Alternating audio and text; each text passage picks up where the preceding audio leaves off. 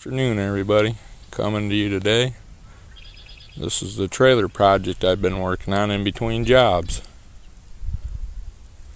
Found out a little more about the history of this trailer. She was originally built in 1942. The gentleman was a World War II vet, and he was a medic. So it makes this trailer 77 years old. Didn't find very many surprises, all except for the lead paint. Done a few upgrades to it. Put him a set of steps on it right here.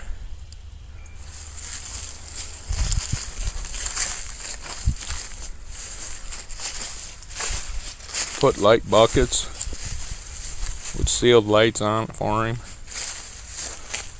Nice corner post.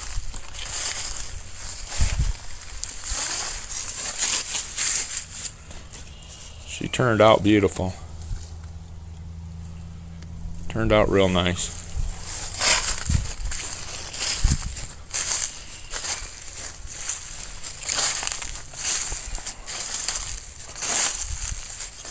She's going home today.